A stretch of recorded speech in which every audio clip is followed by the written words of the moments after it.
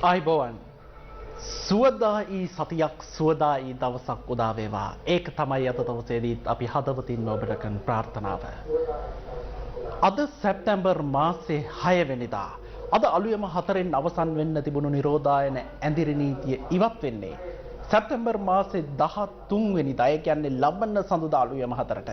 ඒ නිසා නිරෝධායන ඇඳිරි නීතිය සමග යන මේ සතිය තුලත් ඔබ මෙන්ම ඔබේ ආදරණීයන් වෙනුවෙන් කොරෝනා මට්ටු කරන්න පුළුවන් උපරිම කැපකිරීම අපි කරමු. මොකද හැදුනොත් දුක් විඳින්නේ ඔබ හා ඔබේ ආදරණීයන්.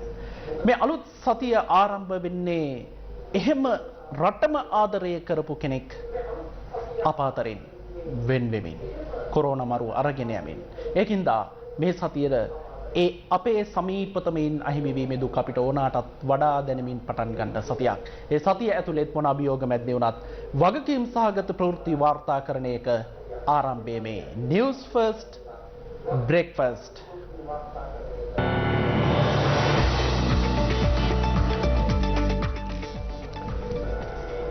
ජිප්සි සංගීත කණ්ඩායමේ නායක ප්‍රවීණ ගායන ශිල්පී හා සංගීතවේදී සුනිල් පෙරේරා මහත්තයා කොරෝනා මරු අරන් ගියා. ඒක තමයි අද උදේ පාන්දරින් අපිට අහන්න ලැබුණු අවාසනාවන්තම ප්‍රවෘත්තිය. අභාව ප්‍රාප්ත වන විට එතුමන් වයස අවුරුදු 69ක් වයසේ පසුනා. මෙරට කණ්ඩායම් සංගීතයේ සාඩම්බර නිර්මාණකරුවෙකු වුණු, ඒ වගේම ගායකයෙක්, ගිටාර් වාදකයෙක්, ගීපද රචකයෙක්, මේ හැම විදිහකටම හඳුන්වන්න පුළුවන් කලාවට සුවිශේෂී කාර්යභාරයක් ඉටු කරපු ජිප්සි සංගීත කණ්ඩායමේ නායකත්වය ඔහු. අනිත් පැත්තෙන් ඔහු ලාංකීය සංගීත නාමයේ ජාත්‍යන්තර වේදිකාව බැබළුවේ නව්‍යකරණය තුළින් කණ්ඩායම් සංගීතයට ඇති කරපු සුවිශේෂීතා නිසා. ඒ සියල්ල එහෙම වෙද්දී ඔහු කලාකරුවෙකු විදිහට විතරක් අපි මේ සමාජය ඇතුලේ හඳුනගන්න චරිතයක් නෙවෙයි. ඔහුට පක්ෂ පාට ಜಾති ආගම් ભેද කියන දේවල් අදාළෝනෙම නැහැ. ඔහු කාටවත් කඩේ ගියෙත් නැහැ, කාටවත් බය වුණෙත් නැහැ. ඔහු සමාජ ක්‍රියාකාරකයෙක්, ඇත්ත වෙනුවෙන් පෙනී සිටින පුද්ගලයෙක් විදිහට ඔහු අපි කියවගන්නේ. සරලවම කියනවා නම් කටකෑවත් ඇත්ත කියපු, කටකෑවත් ඇත්ත වෙනුවෙන් පෙනී හිටපු සුවිශේෂී පුද්ගලයෙක් විදිහටයි සුනිල් පෙරේරා කියන චරිතය අපි ගායන ශාස්ත්‍රයෙන් මෙපිටදී හඳුනගන්නේ. එවන් චරිතයක් අද අපාතරින් උදේ පාන්දරින් සමුගත්තා. තව සතියකින් හරියටම සැප්තැම්බර් මාසේ 14 වෙනිදා ඔහුගේ ජන්මදිනය සමරන්න නියමිතව තිබුණේ. නමුත් ඊට කලින් අපි හැමෝගෙන්ම, අපෙන් රටෙන් හැමෝගෙන්ම ඔහු උදුරගෙන මරු අරන් ගිහිල්ලා. ඒ අවාසනාවන්ත ප්‍රවෘත්තියත් එක්ක අපි හිතන්න ඕන කාරණය, අපේ සමීපතමයන් අහිමි වීමේ දුක දැනෙන නිසා තව පරිස්සම් වෙන්න ඕනේ. එහෙම එකේ අපි හරි ආත්මාර්ථකාමී ප්‍රාර්ථනාවක්ද දන්නෙත් නෑ කරන්න හදන්නේ. කොහොම වුණත් සුනිල් පෙරේරා පැතු රටක් තිබුණා, පැතු සමාජයක් තිබුණා. ඒ සමාජය තුළ එහෙව් රටක් නිර්මාණය කරන්න, එහෙව් සමාජයක් නිර්මාණය කරන්න සුනිල් අයියේ ආයි අපි අතරම ඉපදෙන්න. ඒක තමයි මේ වෙලාවේ අපේ ප්‍රේක්ෂකයන් සමග අපි කරන ප්‍රාර්ථනාව. ඒ ඉපදෙනකම් දැන් රොනි අයියත් එහෙ ඉන්නේ නේද? රොනි අයියත් එක්ක සතුටින් ඉන්න. ඒ ප්‍රාර්ථනාව එහෙම කරන ගමන් ඒත් එක්කම අපි එනවා ගෙවුණු පැය 24 කොරෝනා බිලිගත්තු මේ රටේ සමස්ත ජීවිත ගාන දහදහසේ සීමාව ඉක්මවා ගියා. ඒ ගෙවුණු පැය 24 ඇතුලේ තවත් මරණ 189ක් පිළිබඳව තොරතුරු රජයේ ප්‍රවෘත්ති දෙපාර්තමේන්තුව විසින් මාධ්‍යයට නිකුත් කිරීමත් එක්ක රජයේ ප්‍රවෘත්ති දෙපාර්තමේන්තුව සඳහන් කළේ සෞඛ්‍ය සේවා අධ්‍යක්ෂ ජනරාල්වරයා එම මරණ සියල්ලම පෙරේදා සිදු වූ මරණ බවට තහවුරු කළ බව.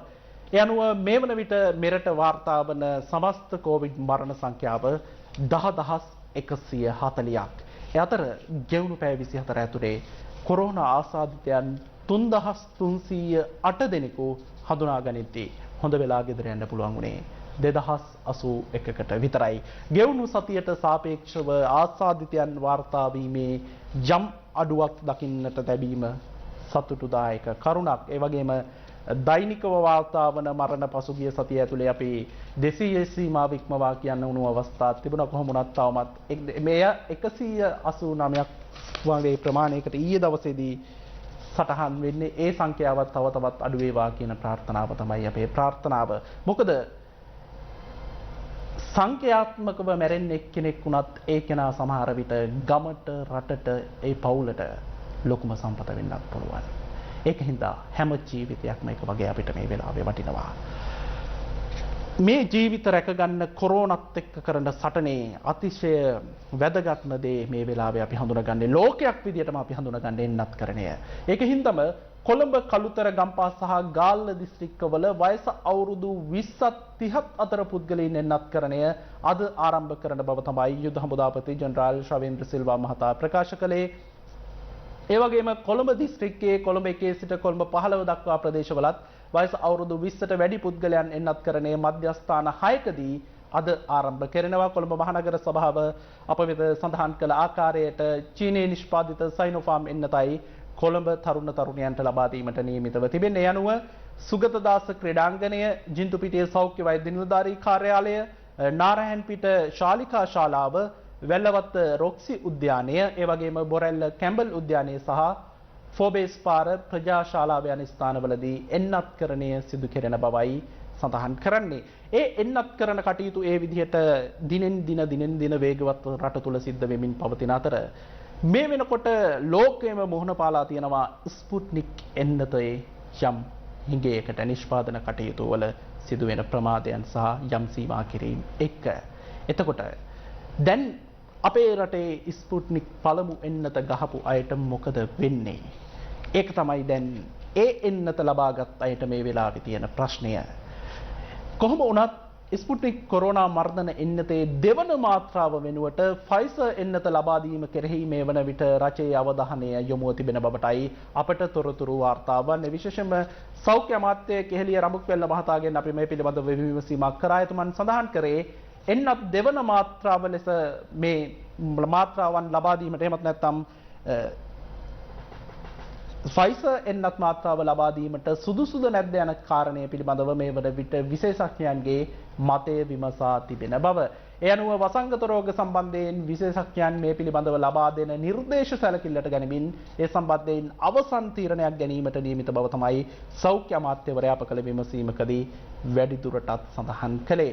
ඒ වගේ පසුබිමක ශ්‍රී ලංකාව විසින් මිලදීගත් ෆයිසර් එන්නත් තවත් මාත්‍රා ලක්ෂයක පමණ ප්‍රමාණයක් අද අලුයම කටුනායකින් ගොඩ බැස්සා.